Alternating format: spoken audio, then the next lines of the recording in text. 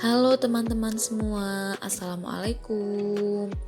Jadi pada mata kuliah Asesmen Intervensi Komunitas, kami kelompok 9 yang beranggotakan Bagus Urip Sujiwo,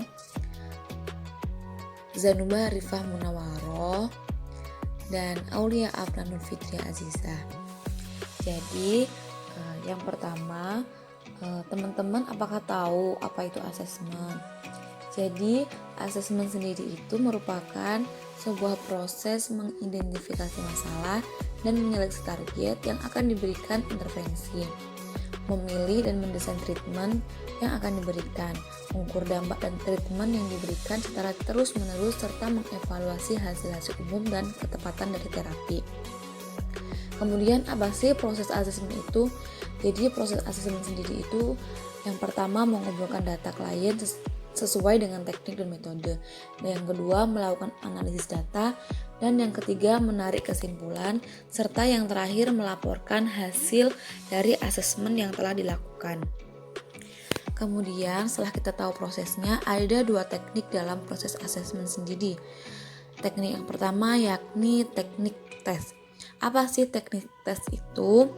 Teknik tes itu teknik dalam proses asesmen dengan bantuan menggunakan alat tes psikologi seperti tes minat bakat dan lainnya. Sedangkan teknik non-tes itu biasanya menggunakan wawancara, observasi, dan lain-lain. Selanjutnya, dalam proses asesmen terdapat 5 metode. Yang pertama adalah observasi. Observasi ini dilakukan dengan melakukan pengamatan yang sistematis terhadap individu atau kelompok serta situasi yang ada di sekelilingnya. Nah, dalam metode observasi ini, peneliti sangat memantau dalam melihat atau mendapatkan data-data yang sifatnya fisik dan terkini. Untuk observasi sendiri itu dibagi menjadi 3, yaitu observasi partisipan, observasi non-partisipan, dan eksperimental. Kemudian yang kedua itu ada interview atau wawancara. Ini merupakan proses tatap muka antara 2 orang atau lebih secara langsung dan memiliki sebuah tujuan. Asesmen dengan metode wawancara ini dibagi menjadi 3. Yang pertama ada wawancara terstruktur, semi terstruktur, dan wawancara tidak terstruktur. Kemudian yang ketiga itu ada angket. Angket merupakan proses wawancara yang sifatnya lebih ke tertulis, dikerjakan melalui tulisan. Nah, dalam pembuatan angket ini perlu disamakan dengan standar yang menjadi standar psikologi. Kemudian yang keempat itu ada dokumentasi.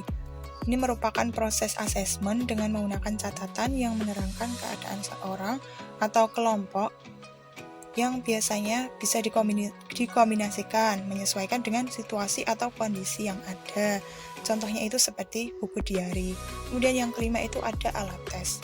Alat tes merupakan suatu alat pengukuran yang digunakan untuk mendapatkan informasi tentang pikiran, perasaan, persepsi, dan perilaku untuk mengukur asesmen. Setelah kita mengetahui hal-hal apa saja yang berkaitan dengan asesmen, baik instrumen yang dibutuhkan maupun langkah-langkah yang perlu dilaksanakan dalam melakukan proses asesmen, akhirnya kita berangkat menuju case atau problem yang ada di sekeliling kita. Karena saya dan teman-teman saya adalah seorang mahasiswa, akhirnya kami melihat komunitas yang ada di sekeliling kita, dan kita pun termasuk di dalam bagian komunitas tersebut, yaitu mahasiswa akhir. Di mana mahasiswa akhir ini penuh dengan tugas maupun pekerjaan baik di dunia perkuliahan maupun di luar perkuliahan. Ditambah lagi dengan kondisi saat ini yaitu pandemi COVID-19 yang mana sangat menuntut kemampuan kita dalam hal manajemen waktu dan kemampuan kita dalam mengontrol diri itu sangat diperlukan untuk menjalankan semua aktivitasnya dengan baik.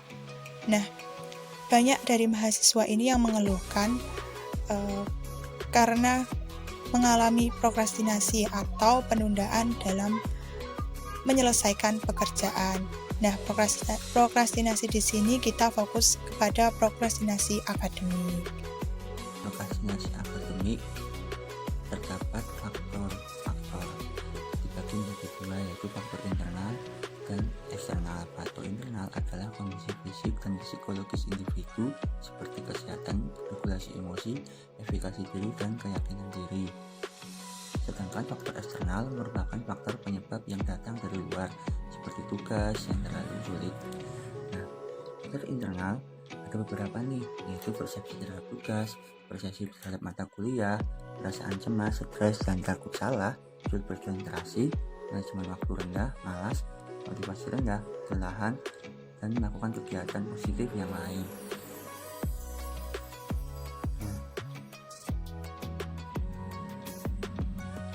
Sedangkan faktor eksternal yaitu lingkungan, akademik, institusi, seperti itu. Nah, dari pilihan tersebut, masalah psikologis yang kami ambil dalam asesmen dan evaluasi kami adalah perasaan malas, karena dari perasaan malas tersebut dapat memunculkan faktor-faktor lain seperti yang disebutkan dalam faktor internal yang sesuai dengan hasil penelitian dari Afriani dan Paramita tahun 2020 bahwa sekitar 80% persentase malas menjadi faktor penyebab prokrastinasi. Sekian presentasi dari kelompok kami. Terima kasih.